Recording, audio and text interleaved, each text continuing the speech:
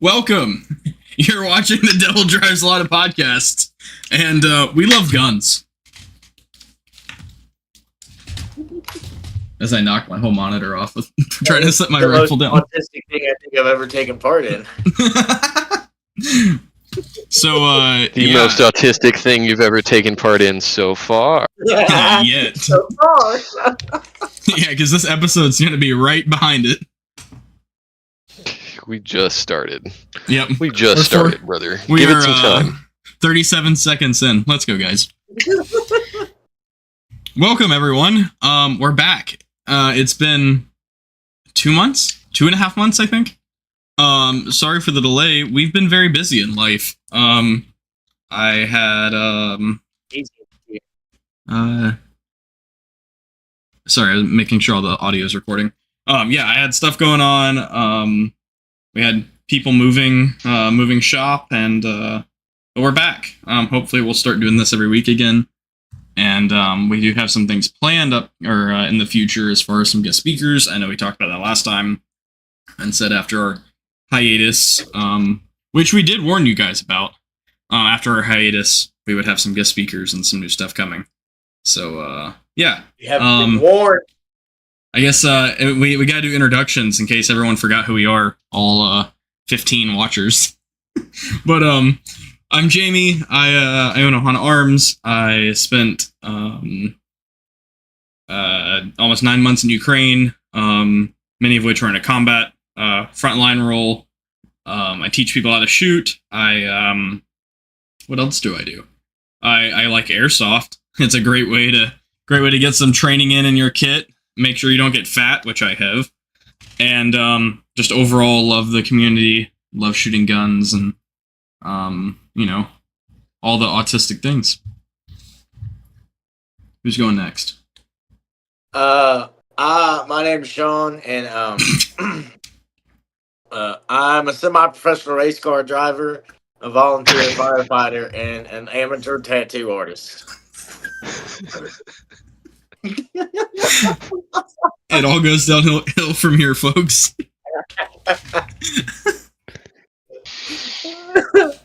Wow. No, all right. Yeah. I'm just gonna leave it at that. Nice. Well done. I'm what's up? I'm Ian. I run Operator Supply. I'm also a supporter of the Al-Bucky Caliphate.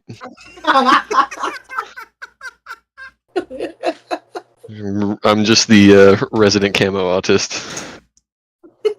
He does, in fact, have the best camo around. He do. He supplies all of us at this point with camo. Go buy his Serbian Blue Tiger Stripe, please. Or the blue chalky chip.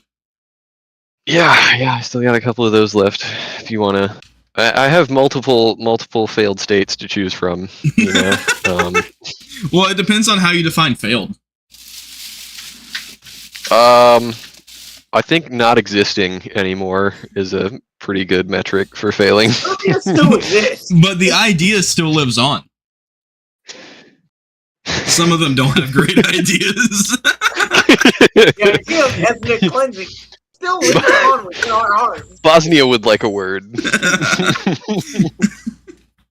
Tens of thousands of civilians.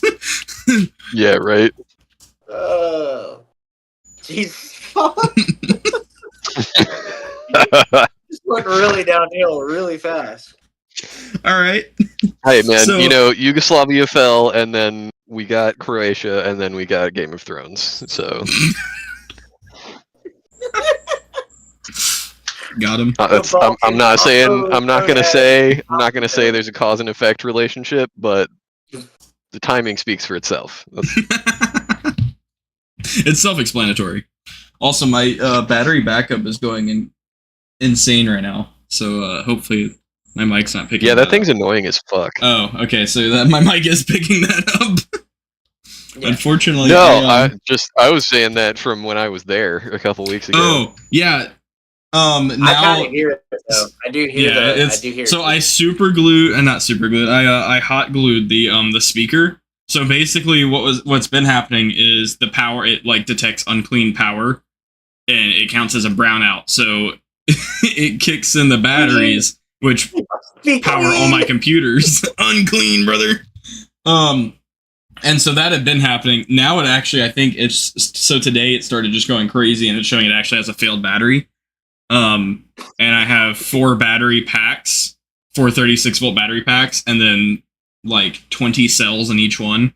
So I'm assuming I had a bad 18650 cell, and I'm gonna have to diag that. Rip. So I'm thinking about just like taking wire cutters and snipping the speaker entirely off, because you can still This is hear it through now the hot loop. an electronics engineering podcast. Yeah.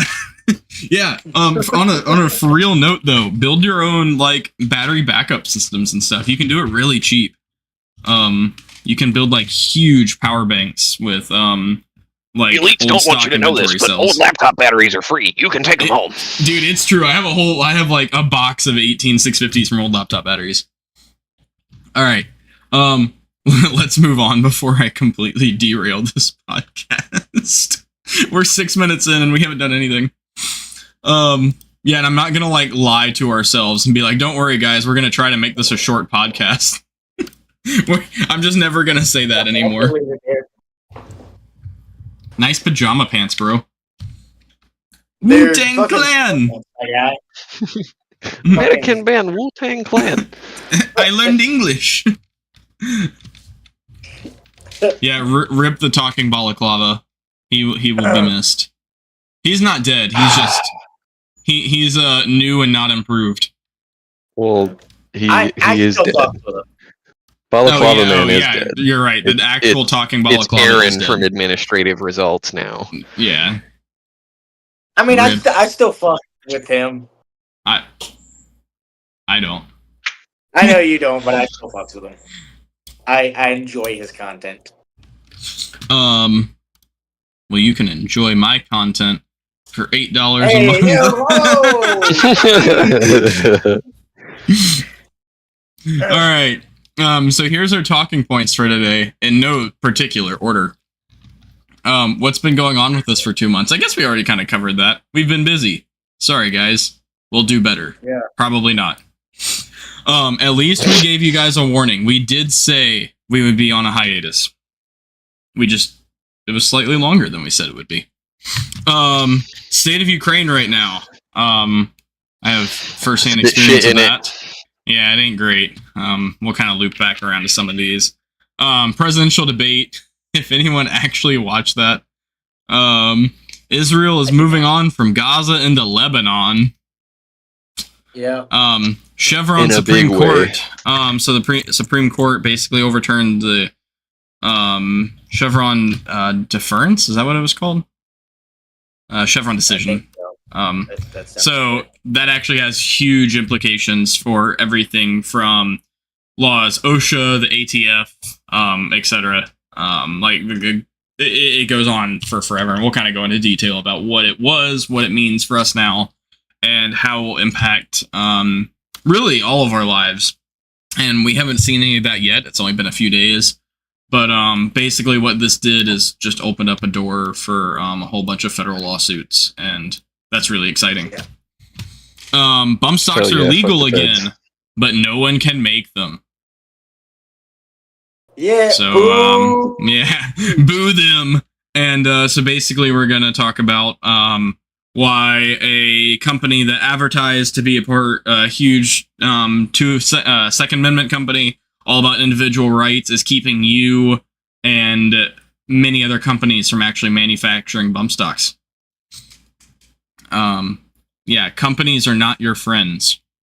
I say that while Except for me. here own a company. Yeah, we're your friends. I am. Yeah. Small businesses that support the Al Buckies. I would never fuck you guys over like that.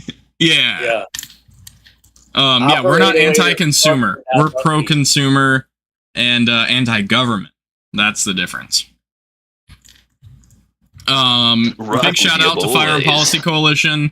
I stand with Big Tobacco. FPC has been putting in some big work. They worked with Chevron. They didn't work with Chevron. They worked with presenting Chevron to the Supreme Court and the issues there. They worked getting bump stocks legalized again, and they're just doing great work for your rights. We're not sponsored by them or anything. Just really thankful for the work they're doing.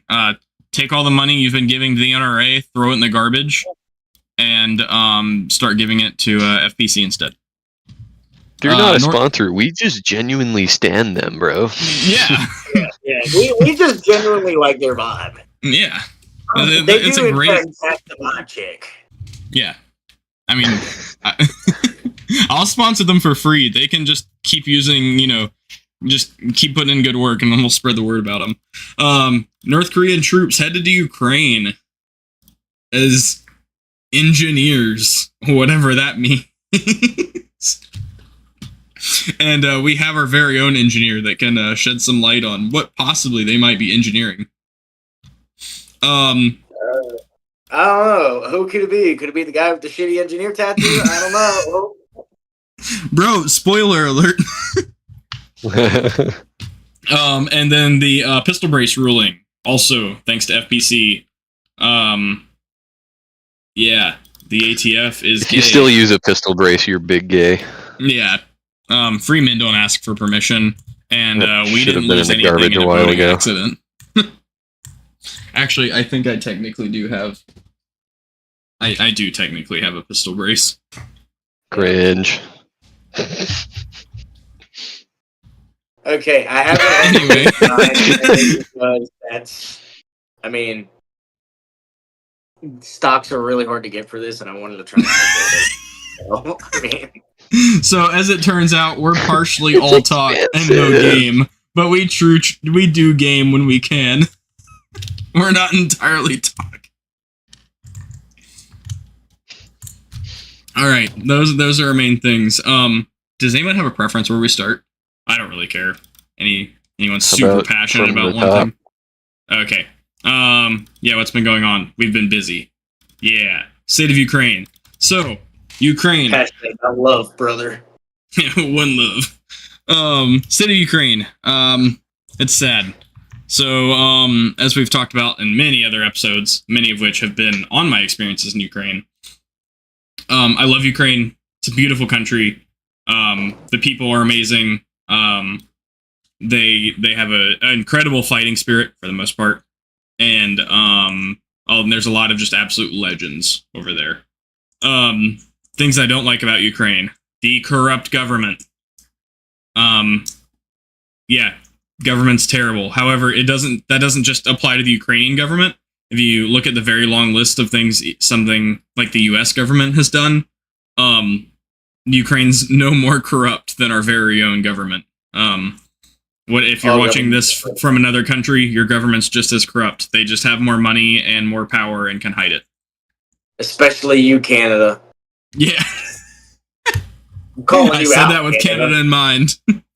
Y'all might say thank you and sorry for everything, but your government sucks. Oh, sorry. Sorry we put you in those schools there.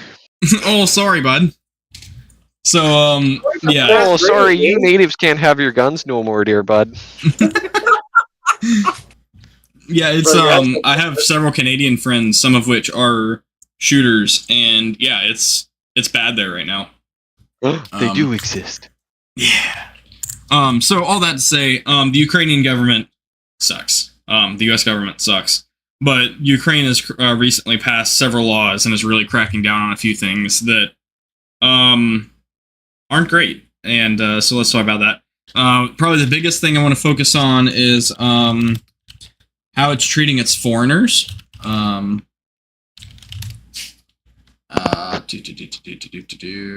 I can't find...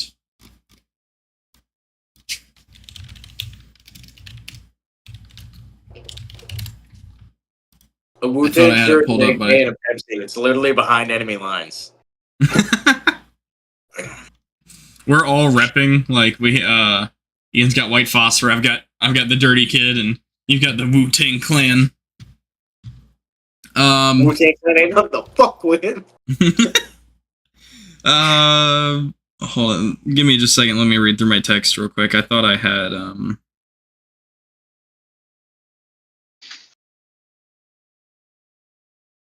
it pulled up on my browser, but I did not. Do either of you guys want an M50? I have one. Does anybody in the audience want an M50? You heard it here. Mayor- If you need M50, slide on into Ian's DM.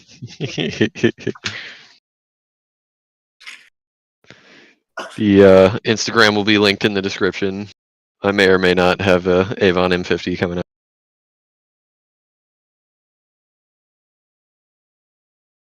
I love misappropriating government.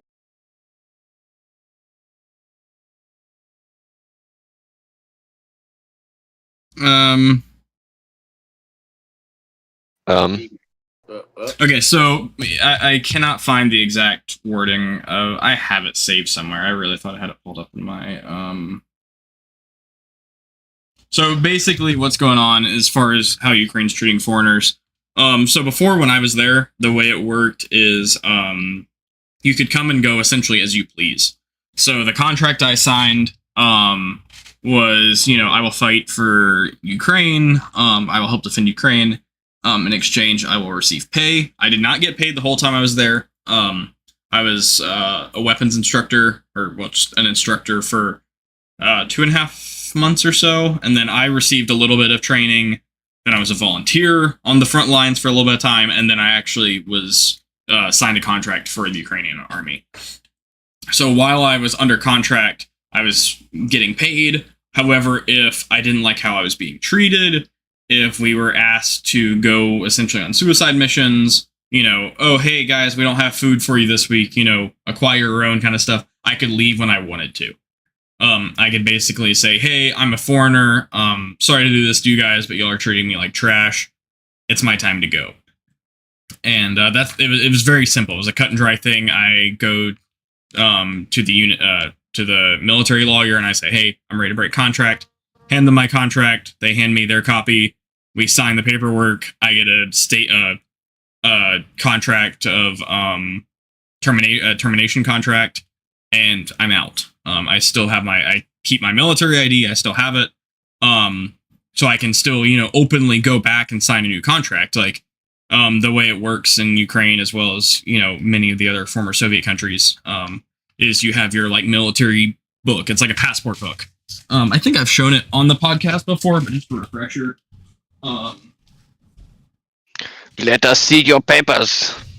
It literally looks like a passport. And is there anything I can't show in here? Not really. It's my photo, my terrible picture. And then basically, if you flip through here, it has my weapons I used, the serial numbers, when I was issued them, when I turned them back in, and as well as my contract start and end dates. So if I wanted to go back to Ukraine and join the military, I would literally go to Ukraine, go down to the equivalent of the local recruiter's office. At this point, I have enough friends and connections there. I would just message one of them to be accepted into a unit, hand them my ID, and they update it with current information. Enough money for a Hellcat, though. No. Yeah, no. They that's not how that works. It's not like when you go to your National Guard recruiter here in the States. But they would update my passport, my military ID, I would sign a new contract, and then this would still be my military ID. If I go back to Ukraine 20, 30 years from now and do the same thing, it would be the same process. I would still actually have my picture like this book. We actually, from some of the firefights we got in with Russians, when we were doing intel gathering, our pat downs and everything, going through pockets, we would actually find their, in some cases, Soviet USSR military IDs from the 80s.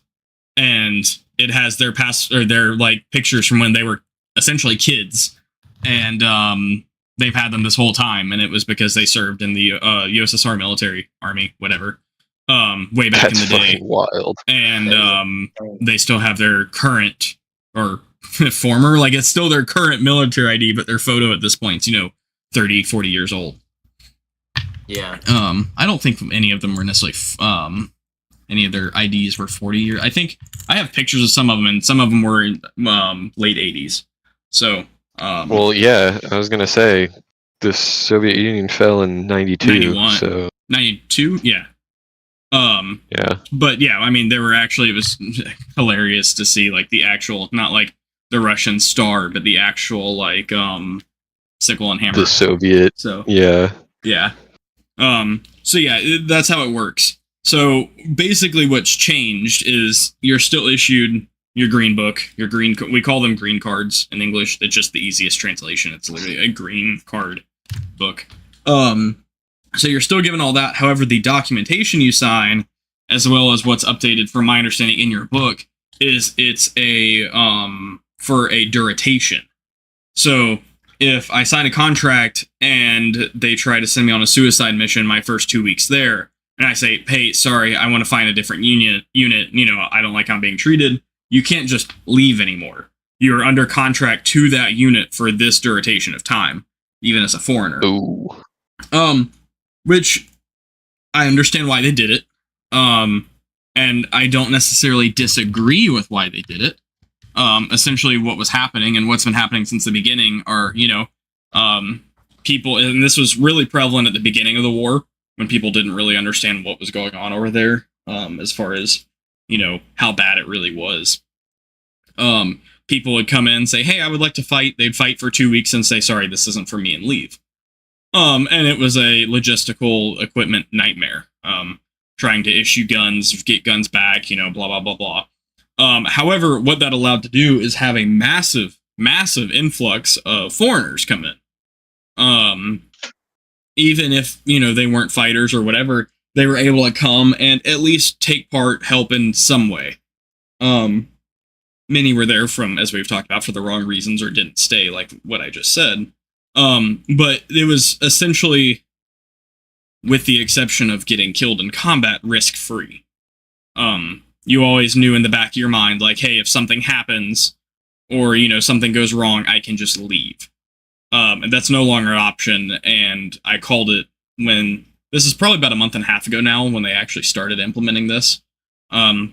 I called it literally day one of, hey, there's going to be, like, there's a lot of foreigners, the people going over there is going to, get smaller. There's less people going to be going, and the people that are there are very quickly, a lot of people are going to find that this is worth it. And there's going to be some Ukrainian commanders that are going to take advantage of it. It wasn't a week or two into it. We had guys already saying, hey, or, commanders trying to force us to go on position, blah, blah, blah, blah. I mean, and once again, that's their job. But the lack of accountability and lack of just the value of life, essentially, for some of these Ukrainian commanders doesn't exist. They have no accountability, and there is no value of life to them. It's not theirs, and they quote unquote have a job to do, so they're just going to throw more bodies at it. Right. Some of that's very standard USSR stuff that we saw in World War II, and have continued to see throughout history. And some of those commanders are still in command of things. While it has gotten better, Ukraine's done a decent job of trying to get them out. But basically what came of that is, thankfully most of my friends are decently connected and got in touch with Ukrainian lawyers or military lawyers, our equivalent of our JAG officers here in the US. And, started making some phone calls and stuff, and it was remedied, the situation. Some of them were, forcibly pulled out of the unit by their friends. The lawyers make calls and say, hey, they're moving units. Some of them were still stuck there, but, didn't have to go in position, blah, blah, blah.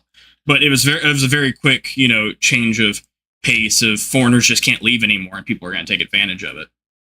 Or right. Commanders are going to take advantage of it. And it's not all commanders. I'm not necessarily, saying, oh, Ukraine's evil now by any means. It's a corrupt government, and it has corrupt people in it. And it also just sometimes, in some cases, these commanders don't have evil intentions. They're just ignorant. It happens. And there were also situations where guys would have signed contracts before. Like, I still have guys over there that have had it still under contract from a year ago, or whatever with the unit. They've just been with the unit that long, love the unit, or moved units but didn't have to get a new contract. And then it's actually time for them to go, and the commander's like, no, you can't go. You haven't been in this unit for 3 months. And they're like, well, the contract I signed, I signed that before it was a law. I'm grandfathered in. And they're like, that's not how it works. And they're like, well, here's my document saying that that's exactly how it works. You so guys signed this thing. But ultimately, it's not a good look. It's not a good state, or it's not in a good state. Ukraine is, people are in some instances afraid to go to work. There's like Ukrainian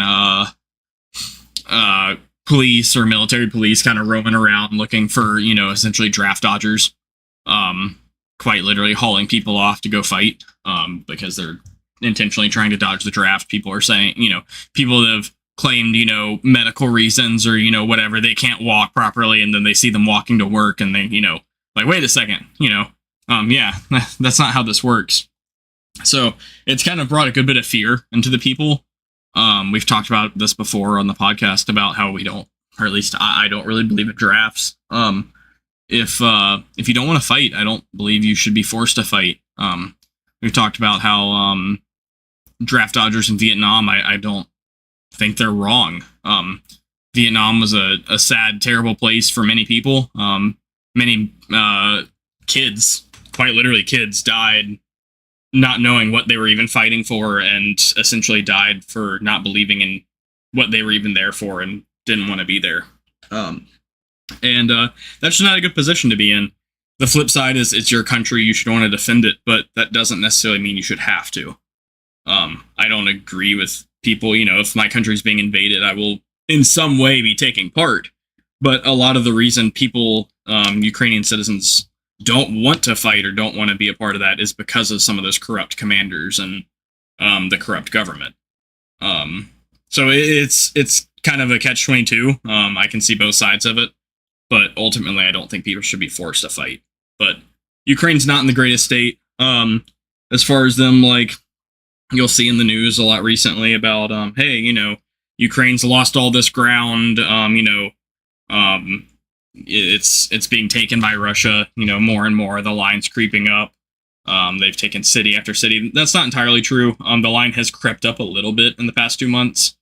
They've specifically been probing more of the Sumy Kharkiv area again, and they have crept the line up a little bit, but overall, Ukraine's still hanging in there fantastically, all things considered. And I know they're, I'm sure, very thankful overall for the Western support from all the Western and NATO countries. You'll see countless videos of Bradley's Abrams and like HIMARS putting in some serious work. And I was gonna say, did you see that the administration gave the Ukrainians permission to use U.S.-made weapons across the lines? Long-range precision weapons dropping into your local Russian city. Into Russian territory. That's fucking crazy. They have... we've seen pretty consistent videos of them hitting well outside of their borders now. They have I would say the technology, but a lot of this is just like ghetto-rigged RC components rigged into like a Cessna clone that they then flew into, a factory. Some of this is very outlandish, but it technically works. They've also developed and gotten very good at hitting Russian ships with their little like jet ski conversions with Starlinks duct taped on top, essentially. And I recently watched a video about essentially how much resources Russia's having to pour into just stopping their ships from getting hit. Like the consistent patrol helis and stuff like that. Like huge resource drain for Russia right now, not being able to stop. And ultimately they are able to stop many of them. But just trying to stop the unmanned vehicles from entering their not just airspace, but also their maritime, patrol areas. So, and in some cases, even the harbors. Ukraine's made several attempts to hit them while they're docked. So, it's crazy. Ukraine's gotten and continue to show just how creative they are. The first-person drones, the FPV drones, are insane. It's made war. We've talked about this in the podcast before, just how disconnected war has really become as an internal thing. If you go back 2,000 years, wars were fought with, swords, and then, swords and bows and arrows, shields, spears, things like that.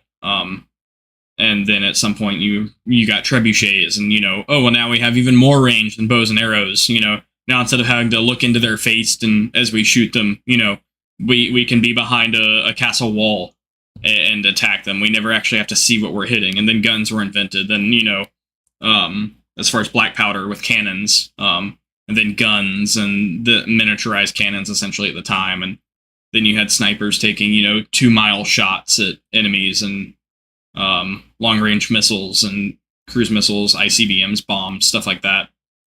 And but now essentially everyone's a UAV operator, a very lethal UAV operator. For only a few $100, every single soldier could be equipped with an FPV, and which has the ability to take out everything from an individual soldier all the way up to a main battle tank. And even if you can't necessarily get a full kill on an MBT, you can still get a mobility kill on it just by something as simple as taking out the tracks. Or Ukraine's been targeting specifically the Russian autoloaders on the T-64s, T-72s, etc. For those and of you the optics too. Yes, yeah, we saw Bradley absolutely smoke. If I remember correctly, it was a T-80U. And it wasn't even because the T-80U can't outgun it. It can. It's a Bradley infantry fighting vehicle. Anything more than a 50 cal, like any kind of slap munitions or anything can technically pin a Bradley in the right places. So it wasn't because the Bradley wasn't outgunned. It was simply because the Bradley crew specifically was targeting what I believe was a T-80 optics, and the T-80 was not able to fire because it couldn't see its target. Don't and have to blow the tank up to take it off the field. Exactly. For those of you who don't know, Russian tanks have been traditionally since post World War II, essentially. Really anything. If I remember, T-72, maybe it was a T-64 auto-loaded. I believe it was. Anything Cold War era to present, for the most part, in Russia has been auto-loaded. What that means is there's not an 18-year-old boot loading the gun, like here in the U.S. So in the U.S., an Abrams crew is a crew of 4, typically. You'll have, your driver, gunner, loader, and commander. While in Russia, it's typically a crew of 3. You'll have a driver, gunner, and commander. There's no one loading. The way the gun loads itself is it's done automatically. And at the base of the Russian turret, where it meets the body, in between are the shells. And it kind of rotates, pushes into the breach, and fires. It makes Russian tanks much, much, much more compact than our Abrams. Not only do they have one less crew member, but the shells are very neatly packed in there. However, unlike the Abrams, there on any of the Russian tanks for that matter, there's no blowout panels. There's nothing for the tank to vent, essentially, if it were to get hit. If the tank gets hit in the right spot, it essentially just blows the turret off the top. That's why a lot of the Russian tank kills, you'll see, the body of the tank and then the turret laying next to it because it popped.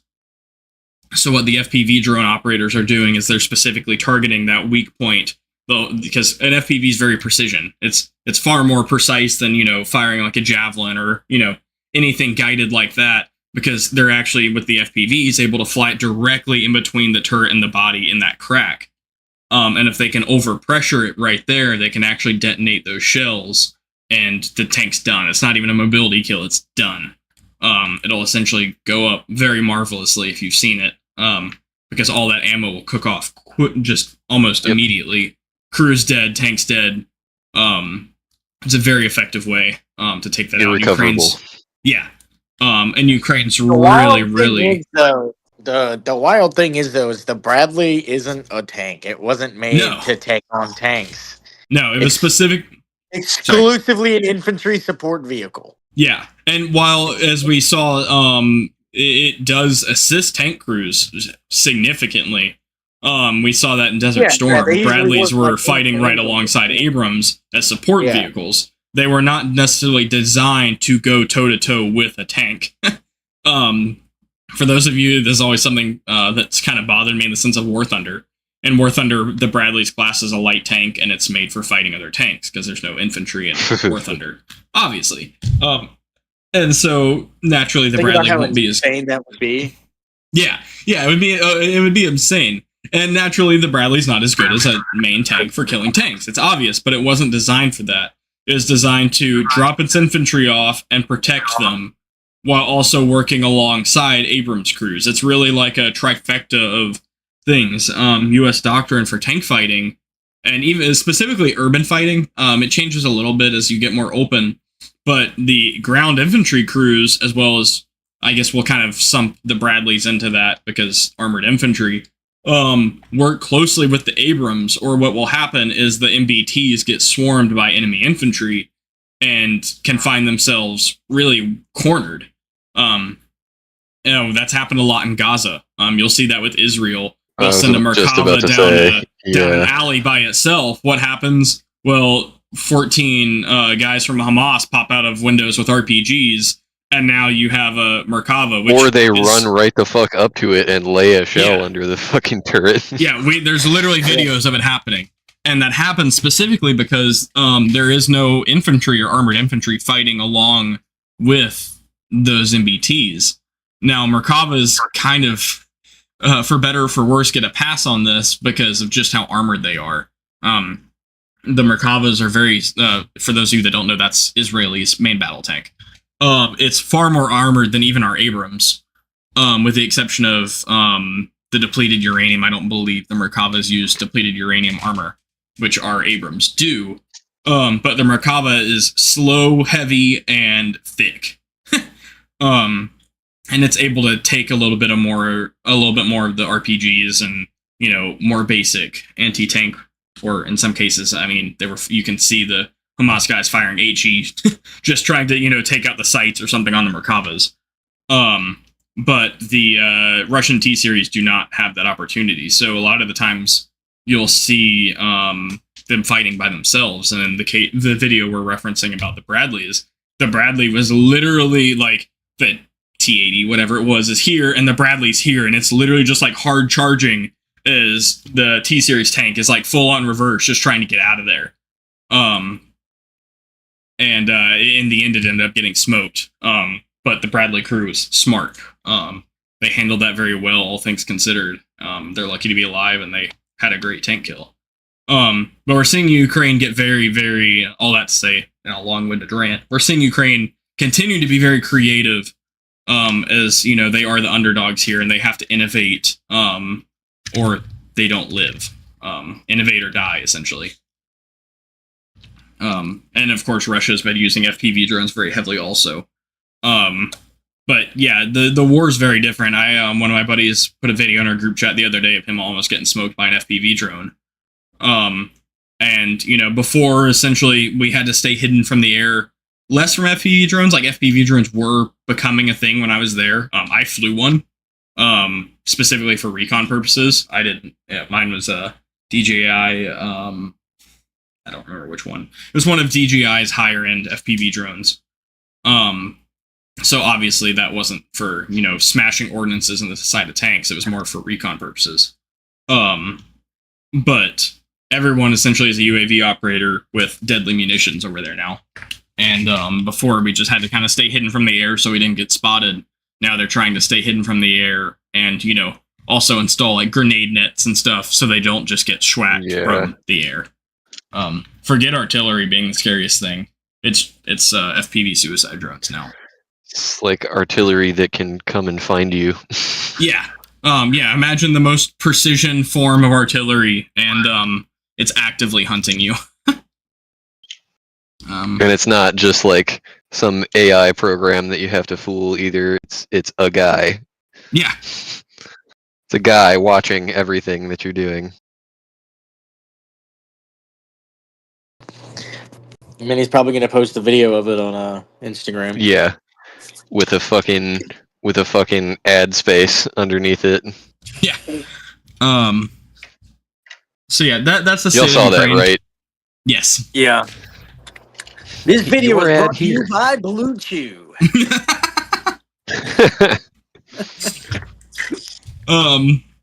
So you can be hard just like war is when you're fighting FPV drones.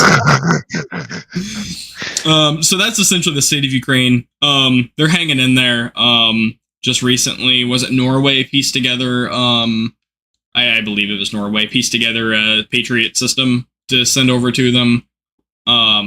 Obviously they have HIMARS now. The U.S. is continuing, as well as many of the other Western NATO countries, continuing to funnel in supplies and gear for them. Just a quick mention, there's a lot of confusion about, necessarily why I support Ukraine. I had this conversation with somebody this week. I didn't go over there to help the Ukrainian government. I went over there to originally help the people, and I did my job and left when I felt like it was my time to go. I didn't fight to support some, corrupt government that doesn't care about its people or, really only has its best interest in mind. Same reason I'm not active military here in the U.S. either. That's not a diss to anyone who is or, whatever, but that's not something that I'm willing to fight for or potentially die for. If something happens in the future and I feel like, I need to go sign a contract for the U.S. or another country, I'll do it. But ultimately, I went to help people, and the reason I support the U.S. Supporting Ukraine, I don't support U.S. troops going. We've talked about that before. Small teams to train and stuff. They've been over there since the beginning of the war. If you think otherwise, you're very ignorant. They've been over there since 2015. Yeah, 2014. Before the war. Yeah. Yeah, it happened in 2014. The Crimea thing happened in 2014. Were they already there? Mm-hmm. They saw the U.S. actually saw the writing on the wall on that and had intelligence for it, and we actually sent SOF guys over there to start training prior to the invasion of Crimea. Even then, there was more than soft guys there too. They were they were just regular basic ass. Oh, really? Infantry. Oh, I wasn't tracking on that. I know there was in the OG episodes of the Seaburn Art podcast, when Mitch was still with them, he was talking about he was there and kind of giving his experience. Oh, okay. Yeah, I didn't realize that. Yeah. Well, sick. Okay. Article 5 moment. Yeah, and Article 5 moment. And just touch on a few more things as far as Ukraine and the support goes. Like I said, I don't really I don't support mass U.S. troops going over there to fight a war. But Ukraine is the buffer between one of America's greatest, on paper, enemies. Whether we want to admit it or not, we continue to kind of beat around that bush for the past 60 years. Or more, actually, technically almost 80 now. We continue to beat around that bush as Russia's, just another country. I mean, but yet, here we are 2 days later in a nuclear arms race with them. But Ukraine's that ultimate buffer between the Western world and Russia. And if they fall, then that's basically a free backdoor into Poland and the rest of Europe, and that's not in the U.S.'s or anyone's best interest. If we go down, then we go down together. The Chainsmokers said it the best. And so yeah, that I support us continuing to send armor and equipment to Ukraine. I don't support mass U.S. troops being there. And also remember, before you jump on the Trump hates Ukraine bandwagon, it's a Democrat thing. Under Trump's leadership, we had a significant number of U.S. government contractors and soft guys in Ukraine training Ukrainians while Trump was president. And we sent Ukraine a lot of money, a lot of equipment and stuff back then. The only thing that's changed is Ukraine's now in a active hot war, and they're trying to annex the entire country, not just a small portion. So, currently a lot of right wingers are upset that Biden supports Ukraine. Well, your presidential candidate did just a few years ago, also, until it no longer became the popular opinion, and now he doesn't support it. So just keep that in mind. Now it's all about Israel. Yeah. Now it's about Israel and Trump, sucking them off. And also don't forget that we denuclearized Ukraine, and in exchange offered them protection from Russia if they got rid of their nukes. Which is probably a good thing, because if they still had them, pretty sure as of 2 years ago the world would be a burning mess. So I'm not saying that. I'm not saying that's a bad move. I'm just saying we agreed to protect Ukraine in exchange for them denuclearizing. So, yeah. All right. That was a bit of a long-winded topic, but well. If it isn't the consequences of our own actions, but hopefully that's some good information. Let's move on to presidential debate. I didn't watch it. I watched clips, and it's basically two senile old men arguing about who's banged less porn stars and who has a lower golf score. Yeah. It's sad. The one zinger that I did really enjoy was when fucking Trump Biden started doing that mumbling shit that he does, and Trump went, I really don't know what he said. I don't think he knows what he said either. I was like, damn, bro. Burn. I did see today, I saw a clip from the Mitt Romney and Obama debate. Obama, dude, I watched that today. And it was like, they were so nice to each other. They were so I know. civil. It makes our current presidential debates look it looks wholesome in comparison to our current presidential debates. Damn, how we've fallen. God, like shit. And I back then I was a bootlicker Republican and blah blah blah all that. Actually, at that point, I don't think I could even vote. I think my first time I voted for Trump. No, I think that was 2012, right? Yeah, I couldn't vote in 2012. I couldn't vote in 2012 either. Shit. I think I had other things to worry about, like Mountain Dew and Call of Duty. Yeah. Hell yeah. But yeah, like I didn't. And in hindsight, I don't like Mitt Romney or Obama. But dude, that was such it literally looked wholesome in comparison to our current debate stage. You're like, I missed this. Like today's debate stage looks like some OG Call of Duty lobby kids try to teach them how to debate. It's like they went to debate class and their teachers were 2005 Call of Duty Xbox Live lobbies. Mm-hmm. I thought they were about to start telling Yo Mama jokes and shit. No, you, bro. Yeah, that was literally the energy. No, you. Yeah, I'm good at golf. Well, yeah, at least you haven't, but you banged porn stars. So I banged your mom. I did not have sex with a porn star. Yeah. Okay, well, you lost That's no way to talk about your mother, Joe. So yeah, a recent stat came out. I think Jo Jorgensen actually put this on her Instagram. It was 60% of Americans would prefer not to have Trump or Biden as president, but they feel like they're stuck with it. It's so let's get some more options in here, but Yeah, let's fucking do something about that. Fix it. Please! So, yeah, this country's screwed. Maybe the market will collapse soon and we can buy houses with bullets and, actually be able to afford a house and, a normal life, but, I mean, I act like I'm complaining. I'm doing okay. But good joke, Jamie.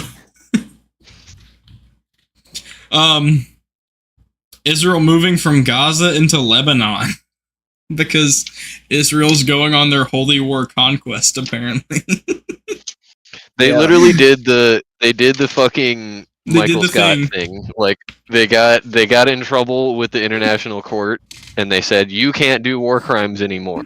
So Israel said, "I'm gonna do war crimes even harder." Yep. Yeah. Who was it? One of you guys that sent me the quote, where they're going off about there's two specific quotes I'm thinking of. One of them was going off about how the International War Crimes Committee, I think that's what it's called, ICC or whatever. The ICJ, the International Court of or International something Justice. Yeah. Yeah, that thing, the thing. Some acronyms, bro. They were like, you can't do that. Your court or this was made because of the Holocaust and how we suffered. It's like, so you can't charge us. It was like, well, what do you mean? Well, and then they continued to go off about how they wanted to eradicate, I think was the word they used, the enemy. Dude, yeah. Like, what was his? I forget who it was, but one of them actually used the word Islamo-Nazi. Yes. And then proceeded to say they're going to do a blitzkrieg offensive through Lebanon. Yeah, dude. Dude, if you can't see that what is happening right now is nothing short of like the Crusades or the Jihads, like that's literally what's happening. Yeah, you've become the very thing you swore to destroy. and like I get it. Okay, that's not quite what I mean. I understand why they think they're right. Like basically, what it boils down to is like the Islamist nation, like as a religion, the Islamist nation is like, this is our land, and so they attack Israel, and Israel's like, no, this is our land, so they attack them because to both of them, it's their holy land, and they're like, well, we want our land. And it's like, no, I'm Dirty Dan. Yeah, exactly. Like that's exactly what it is. And so, like not Palestine as a whole, but Hamas attacks Israel, and Israel's like, well, no, this is our land now, whatever. And they ignored the signs that they were getting attacked. I'm sure it was all part of their plan. They needed an excuse. So, like, okay, go take out Hamas or whatever. Do whatever you want. People have fought over less in the history of this world. But then just the fact that they don't care anything about the collateral damage in the process, like I thought the U.S. is not that they don't care. It's not that they don't care. It's that they're going out of their way to do as much horrific shit as they can. I know I've said it a million times, and I'm gonna keep saying it. For a country that claims to have the world's premier commando force, they have just been indiscriminately bombing and fucking shooting rockets. Like, yep. Like, what the fuck, you know? Well, it's because they really don't care. Like, I thought the global war on terror was bad. Like, going back and kind of reading through some of that as becoming an adult, and thanks to our homies Snowden and Assange. Oh, we need to talk about that. Yes, King Julian Assange. He's free. I still can't ever say his name right. I say it different every single time I say it. But yeah, he's free. But thanks to the leaks, Massage. Julian Massage. Thanks to the leaks that they've provided, we were able to get a much bigger insight on just how kind of messed up the global war on terror was on the US's part, and just how many innocent civilians ended up dying from everything from mistakes to know what I would be curious to see? Yes. I want to see a comparison between the peak of the Obama drone strike years and what's currently going on. Oh, it doesn't compare. No comparison. There's absolutely no comparison. Because we reached like 90% at one point. There's still no comparison to that. There's no way. By sheer numbers, yeah, there's no way. Yeah. I guess I would like to see a actual data statistical thing laid out. Like they've already done it with the Russian invasion of Ukraine. There's an updated live graph floating around somewhere, or semi-live graph.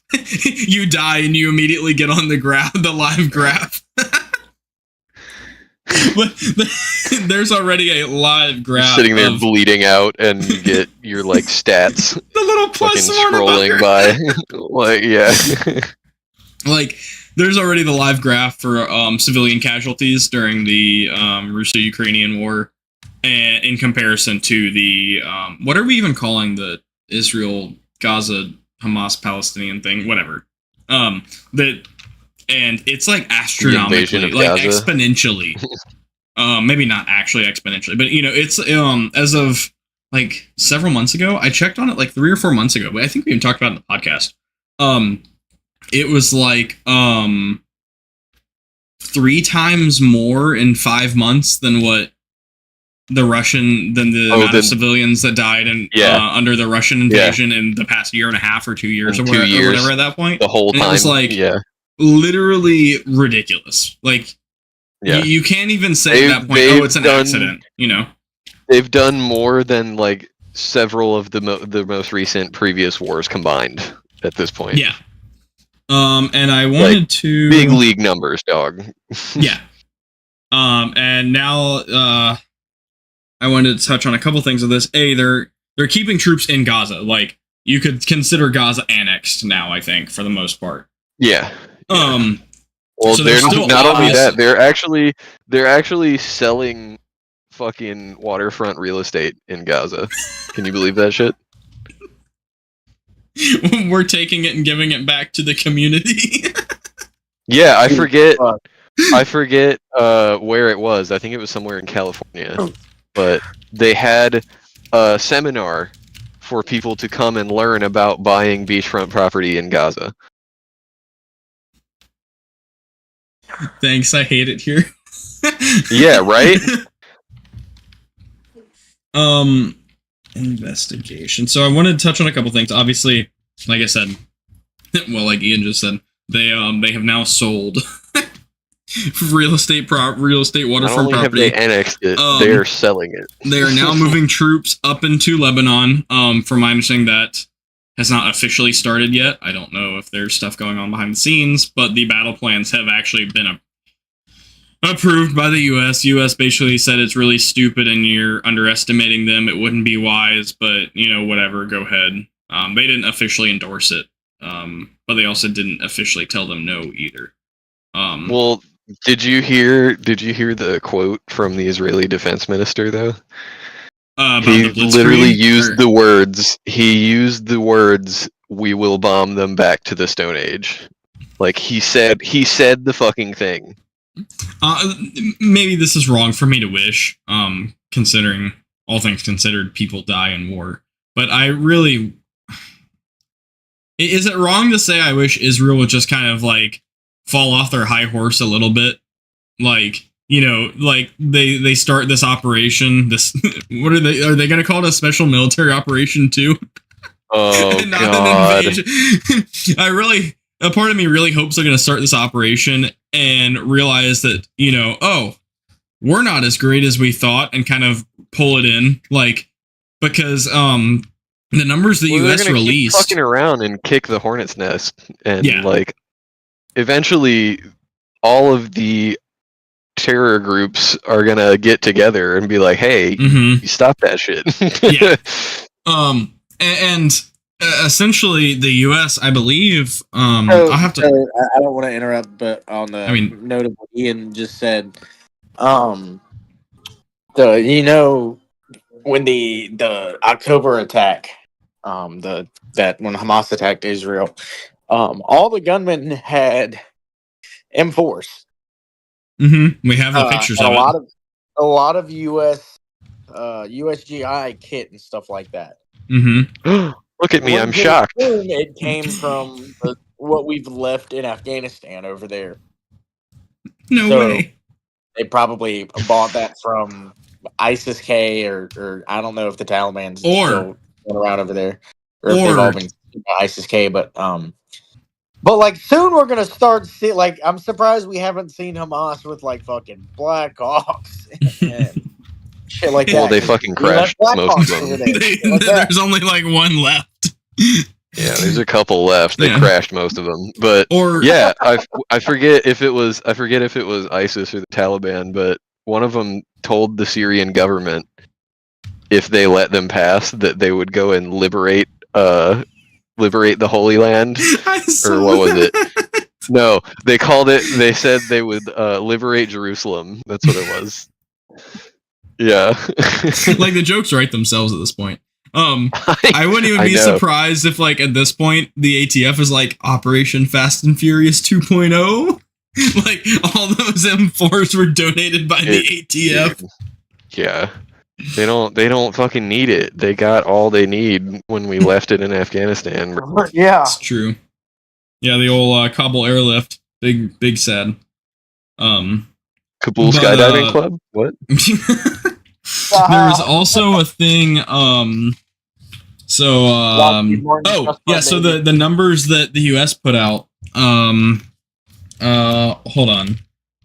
US comments on what do I hold on to? Plans. So when Israel pitched the plans to have a special military operation of Lebanon, the US basically said, we're not telling you no, but we're telling you it's not smart. We're not mad, we're just disappointed. I don't think it's a good idea, but I'm not going to do anything at all to stop you. Yeah, exactly. Yeah. But the US actually released their hard intelligence numbers for just how armed Lebanon is. And I'm trying to find it. It was something like crazy. 150,000 rockets and missiles with the ability to hit central Israel.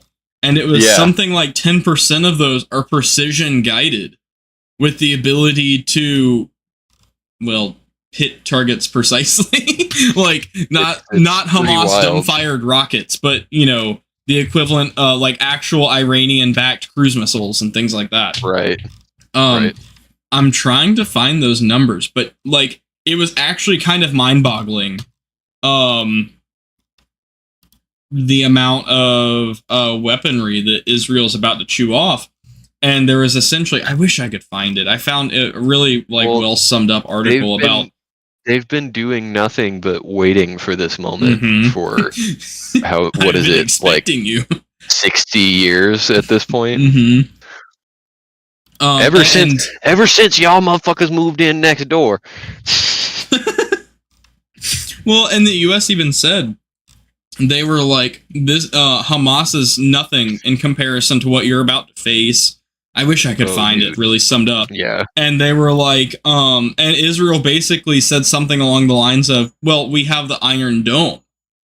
And the US in some, you know, some way responded with, well, yeah, but it's going to be so saturated, it's not going to work. Like, that's how many, like, guided and unguided, just the sheer amount. It didn't work on October 7th. Like, bro. Yeah. I still am going to go on my, you know, call me a super duper conspiracy theorist, but I'm still going to kind of say it wasn't supposed to. Israel started fucking with Gaza. Huh? They've been fucking preparing. Oh, yeah.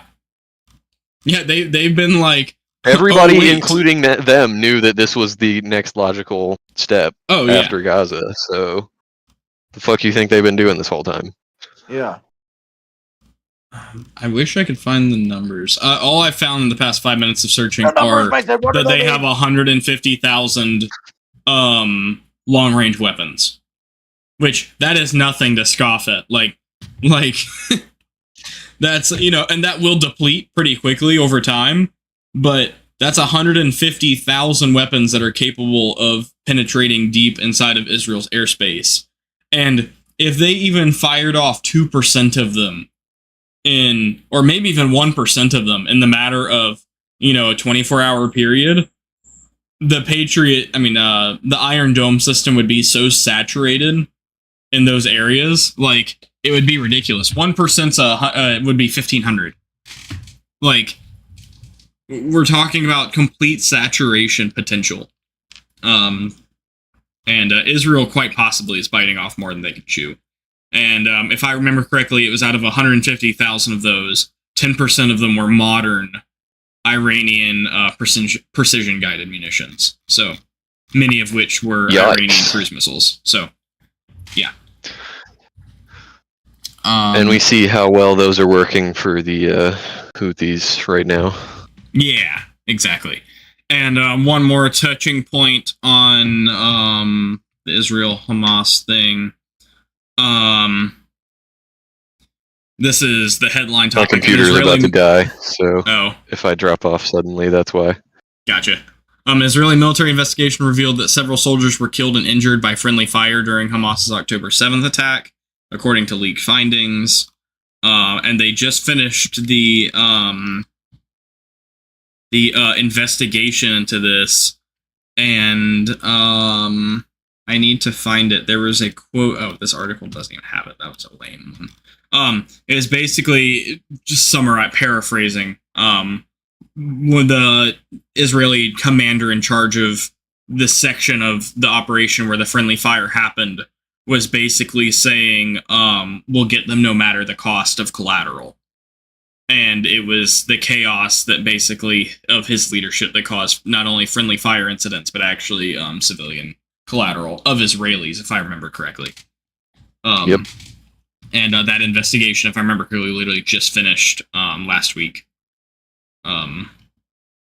June 20th is, it looks like, when the investigation probe finished. But yeah, just like we talked about in, looks like June 20th.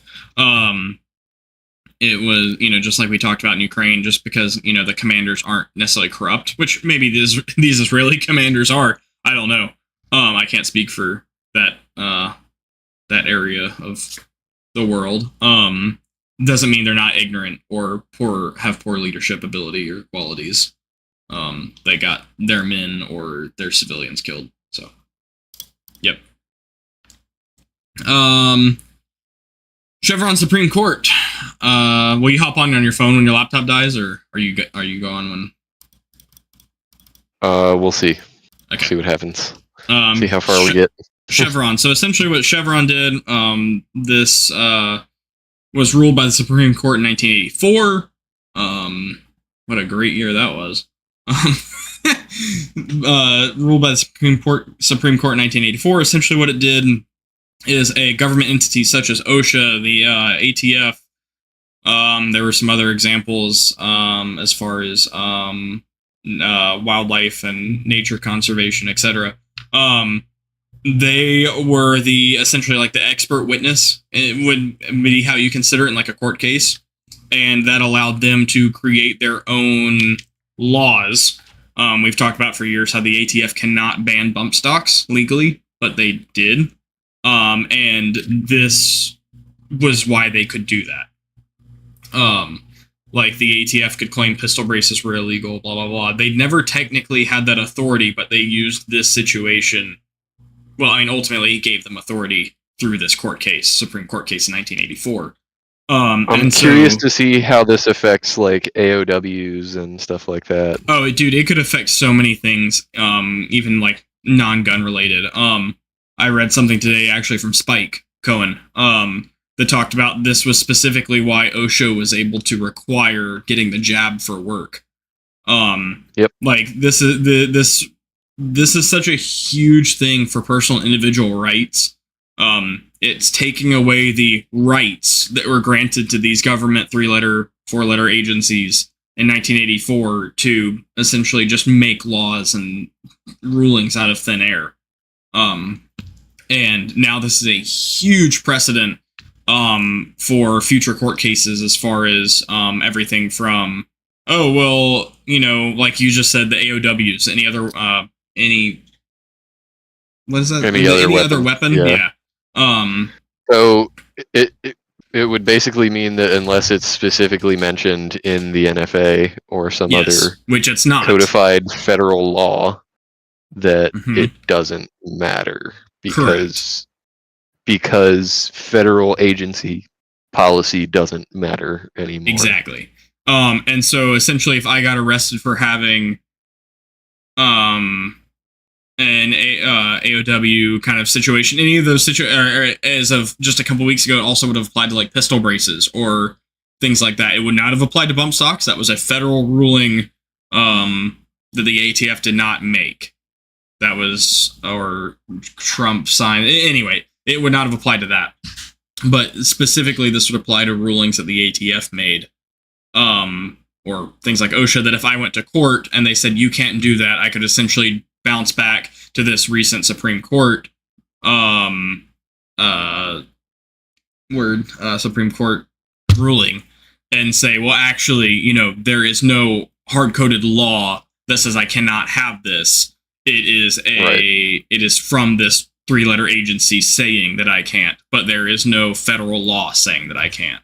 And per the Supreme Court, like, technically, this isn't legal advice, I'm not a lawyer, but technically, from my understanding, that would hold up, because they cannot enforce that anymore. Also, this might also apply to things like flashbangs, civilian legal flashbangs, which are, if y'all are in the airsofter training community, you'll know about stuff like the tag-ins and IWAs and stuff like that. Yep. That's specifically what I was thinking about. That's going to make the ATF that's an very ATF difficult. thing. Yeah, that's an ATF ruling, not a federal ruling. It's going to make those very hard to actually hold up in court now, and I would love to see court cases suing every single one of those triple letter agencies. That, as Spike Cohen also mentioned in his Instagram post today, turns puddles into protected wetland environments. Yeah. So would love to see that happen. This is a huge precedent that will not just help, you know, gun owners, but civilian and individual rights in general. We'll move on, unless Sean has anything to say. Try to get through this real quick before your laptop dies. Bump stocks are legal again, but you can't make them or buy them, really. Yippee! So let's rewind back to 2017. Slidefire was the dominant bump stock manufacturer. They had the adjustable bump stock. They had the cheap, you know, $50 options. They had, you know, so many different options for bump stocks at the time. And they actually patented bump stock grip technology, or bump stock technology. Much smaller companies and 3D printed guy operations started popping up, in some cases years before Slidefire did. Making their own bump stock or bump firing grips. JT's grips comes to mind. They were a grip that you could put on essentially any AR without a stock, and it was actually a mechanism just in the grip, and you could lock the grip and shoot normally, or you could actually use the grip. And what that did is it actually almost completely eliminated the inaccuracy caused by bump firing because you couldn't shoulder the rifle properly. You could still have your stock dug deep into your shoulder while also, you know, which is one major point of contact, while still being able to hold the gun solid up here, and the grip was what was rocking that mechanism, which essentially was far superior to the Slidefire bump stocks. However, Slidefire sued JT Grips as well as many other stuff, sent them cease and desists. I don't know if it ever actually went to lawsuits, but they sent, dozens, maybe hundreds of much smaller manufacturers of anything bump fire related and sent them cease and desists and threatened to sue because Slidefire patented like a half dozen different, or no, I think it was actually 12. I think it was a dozen patents all related to bump firing. And they were super big on trying to send anyone to court or take anyone to court for manufacturing anything related to bump firing because they wanted the sole market for that. And that put many people out of business and had to close down their shop. Matt Buck hours. Yeah, tons of people. And unfortunately, that left, you know, a monopoly on the bump stock community, aka Slidefire. Those patents have not expired yet. Slidefire is not reopening. They shut down in like 2018, 2019 timeframe for good. They will not be reopening, they announced, and they have been the owner, however, I guess it's not technically a company anymore, but whoever holds those patents has been reaching out to basically everyone they sent cease and desist to 5+ years ago, and in some cases almost 10 years ago now. They've been reaching out to all those other smaller individuals and companies asking if they would like to buy the patents. for the bump fire products. Hey, do you want to pay me to not be gay? Yeah, essentially. Like what? The I fuck? wish some, multi-gazillionaire gun lover. Hey Posty, if you ever watch this, can you just buy all those like slide fire patents and then release them to the public? That would be amazing. Send them into the public domain until they expire. I think U.S. patent laws are 25 years or 10 years, 10 or 25. I think it depends. It might depend. It's different Regardless, for we different have things. several more years until those patents expire. So unfortunately, bump stocks are now legal and you can't buy one. It's big sad. A company that claims to have supported individual freedoms and rights no longer does, and probably never did. Greedy, filthy, Unless there's rich money corporations. They don't. They just want to sell the patents. They're not interested in releasing to the public domain. Once again, I believe in Well, your they'll rights as tell long as I always can make be money on- off of you. well, Yeah. Say again, on Sean? YouTube, so I gotta think about how I say this, but the CD printer option, Yes. yeah, Yeah. You can 3D print them all day long, and that's not illegal anymore. I mean, remember, patents really only go into effect. Once again, not legal advice, but from my understanding, the law, if you don't intend to sell or distribute. Yeah. If you're using for personal use, you can do so. There are plenty of 3D printable CAD files for bump stocks and things. I would love if JT Grips released their CAD files. I asked them literally 5-6 years ago when bump stocks were actually banned if they would do that. They said no, in hopes that one day they would be unbanned. Great, they're unbanned and they still can't make any. So I would love for those patents to be released to public domain, and we can go from there. Big shout out to FPC once again, putting in work, trying to actually help our individual rights. Screw the NRA, give your money to FPC or some of the much better reputable individuals and organizations that care about your rights. North Korea troops headed to Ukraine. We forgot to mention this in the Ukraine section. North Korea is sending, I believe it was a brigade, quote me if I'm wrong, of combat engineers into Ukraine in the Donetsk, I believe it's Donetsk City. I don't have the article up for this. This is going strictly off memory. Their specific role is unknown. Allegedly, they are combat engineers. What they will be engineering is unknown. Technically, that could be lumped into a lot of things, especially considering... Oh, hi. Especially we don't know exactly what a combat engineer is in North Korea. At least I don't. For all I know, a combat engineer could be a maintainer, and they're going to be fixing broken Russian tanks. Yeah. That could be. I don't know. Hell, that could be a fucking electrician. Yeah. They could be setting up anywhere from like the U.S.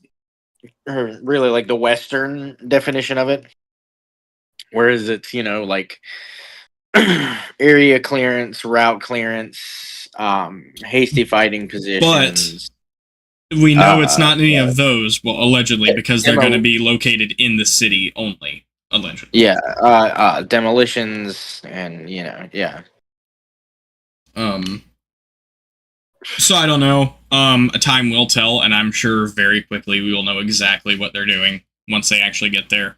One thing Ukraine is pretty good at is their intelligence gathering. Whether or not they actually listen to their intel guys or not, they do pretty good work as far as what's going on, and the U.S. also does a great job of feeding it to them. Most of the major attacks in Ukraine, the U.S. has warned them about prior and has given them quality information on. So I'm sure in time, I believe just like how the CIA knew about the Moscow terrorist attacks, the week before they happened. The U.S. has its hands in everything. Yeah. Troops to UA. Let me just pull up a quick article. See, I thought the original thing is they would be deployed in 3 weeks. I thought it was really quick, and that was over a week ago now, I believe. So we could potentially be looking at this happening in 2 weeks, if my memory serves me correctly.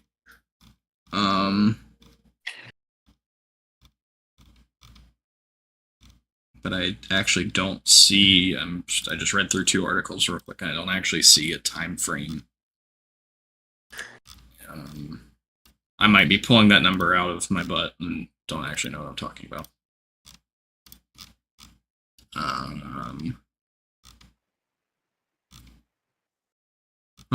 Yeah, I don't actually see a time frame. I could be pulling that number out of thin air.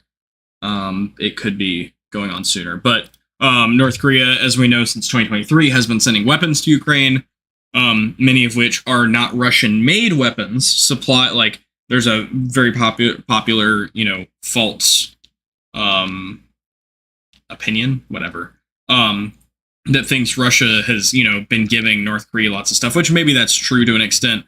But what actually the more likely thing is, ever since the Korean War and even past that into the Cold War, Russia, at that point, the USSR, was giving North Korea basically factories in a box by train. And it was essentially all the tooling to make Russian weapons and armor. And so that's why, North Korea uses Russian and the designs. tanks. Correct. Yeah.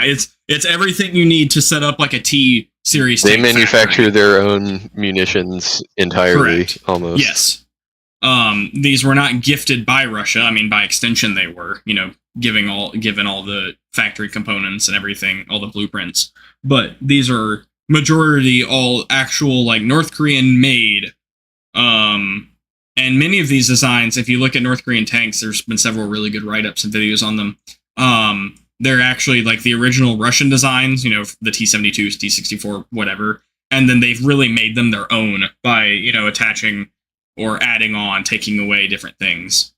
And so basically these North Korean troops we're going to see in Ukraine. I think we lost Ian. He hasn't blinked in like 30 seconds. I think the laptop died. But many of what we're going to be seeing is tragic. They got my boy. They got him. Russia is similar, Russian equipment. I don't know if the North Koreans are bringing all their own equipment. I don't know if it's being supplied, but these North Koreans are quite familiar with the Russian equipment that is over there right now. And they've been sending their own equipment to Russia since 2023. Putin met with Kim Jong-un, whichever the current one is, the fat kid. Kim Jong-un. Yeah. Okay. Kim Jong-il was his dad, right? Yes. Okay. Before him was Kim Jong-sun. Okay. Or was it Kim Il-sung? I'm sorry. Whatever. But yeah, so they had their... Oh, I just ran over my charger with my chair and it's being sucked up into the wheel. Yep, there he goes. He's gone, boys. But Putin and him met in North Korea. They drove around in a Russian luxury car, which, funny enough, people have dug into the customs records for the Russian car company that made that car, and many of the parts were sourced from South Korea. So that's super ironic. Yeah, so they met, and I assume that's when they worked out this deal, or, actually set it in stone about, hey, we're going to get troops into Ukraine from North Korea. So we have that to look forward to. Ukraine obviously has to deal with that coming up. One thing that Ukraine cannot compete with Russia on, even with Western funding, is just the sheer amount of people, the bodies that Russia can just flow into Ukraine. Whether they're trained or great fighters is, to an extent, irrelevant when you just have essentially an infinite number to pour in. So, and that's like we talked about earlier on the podcast, or earlier on this episode, and many times earlier in the podcast. That's a very old, ancient USSR, Soviet, Russian, whatever strategy. Just throw more bodies at it.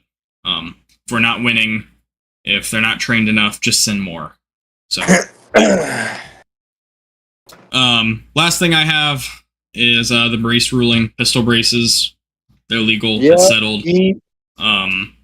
it was settled in court last week thanks to Firearm Policy Coalition. And, is that Ian texting me? No. So that's settled. Pistol braces are legal. Should have always have been. In fact, we shouldn't even have to have pistol braces. It should be stocks. But here we are. It'd be like so, that. Yep. That's settled in court. You don't have to worry about that anymore for now. And then one more thing to touch on. Julian Massage. he's been released. Massage. Great guy. We freed him. He's free. I did it. He has been freed, but he did have to confess to, I think it was one felony charge. So he did technically get charged, however, they considered it time already served. Yes. Yeah, he's not going to jail for it. His imprisonment in the UK for the past 5 years has counted as his sentence. But he is a felon now, per his conviction. Julian Massage. He's a felon just like me. Just like me. Old Daddy Donald the felon. He's probably really good at golf too, just like me. And I did not have sex with the porn star. So yeah, he's free. That's a big win. Hopefully we can get Edward Snowden out also. That's a whole mess. Unfortunately, John McAfee is no longer with us. The trifecta of R.I.P. John. That was like the trifecta of government leaks and classified documents. John McAfee, Julian Massage, and Edward Snowden. So, yeah, a lot super of people excited. Are saying Julian Massage guy. It was all me when I was president. So yeah, we have no current event topics this week because we just did them. What was I wanted to mention the Civil War movie was really good. Oh wait, where are your glasses? Oh yeah. Speaking of.